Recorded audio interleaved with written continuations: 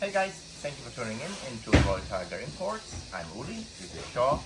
And the other day we did the video about the M91 Cavalry Carbine, and I guess you guys liked it. We had a lot of views on this video. And I thought, well, why don't we continue doing this and show you really what we have so that you can take a decision, an informed decision. So when you see everything in detail, what we have. For example, we have here very early a 4-digit M1 Garand. We have a 1942 very low digit serial number M1 Carbine. We have an 8mm Egyptian SAFN. We have a GRA and a very nice Enfield number 1 Mark III. And the cool thing is actually the M1 Carbine, we have two brand new original magazines. They're an original wrapper, paper. So this thing is really, really cool. But Joe, give us some more details about this gun. Sure, yeah, well, let's start off with this Garand here. As Uli mentioned, this is a pretty early Garand.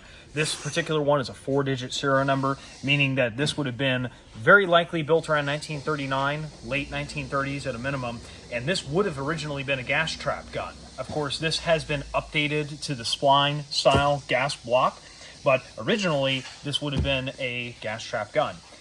Moving on to the M1 Carbine, this still features its original barrel with a 1942, a 7-42 dated barrel. Which is very early. Which is very early and means that was not a replacement. This would have been matching to that receiver. What's the serial number over there? It's what, a 4-digit or 5-digit? That is a 5-digit with a 16,000 range. That's very nice. So this is in quite great shape. The stock is also in very nice shape, and of course it includes the sling and the mag pouch, which slides over the stock. There are two different styles. Of course, this is the one that goes on the stock. We also offer the ones that are later that go on a belt. But all of this comes with the gun, including the two original magazines, right? Yes, yeah, this you get as a full package. And then finally, we'll go through the rest of these. These are, of course, the 8mm SAFN. This is the Egyptian crest in pretty nice shape. Some of the bores do clean up beautifully on these. Of course, all functional and test fired. And then let's move on to this GRA. This is a gendarmerie. So this would have been one of the carbines with the brass barrel bands, but it still has a bayonet lug at the front, unlike the cavalry that has no bayonet lug and 3 barrel bands. This is a very rare configuration, and we found probably less than a dozen compared to quite many cavalry carbines and standard. Look at the nice American markings and also the mini crest over here. So it is really, really cool. Yes, yeah. And it's an M80, isn't that right? Yes, this one has been M80 updated. We found a very, very few of them. No gendarmerie, but very few cavalry and infantry rifle that were non-M80 updated, which is also quite rare. And finally, let's move on to this number 1 Mark III. This is a Lithgow number 1 Mark III.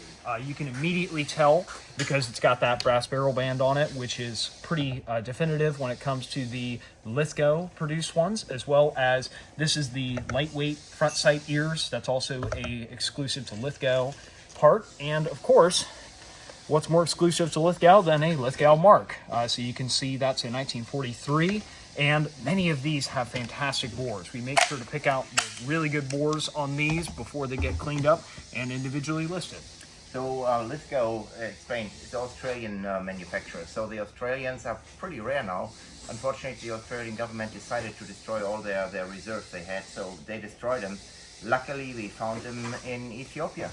So anyways, guys, if you like this, what we just did, just give us a thumbs up, then we know we can continue. Otherwise, let us know your comments. We're here for you all the time. Email us, call us, or just text us over the YouTube function. Thank you for watching. God bless, and God bless America.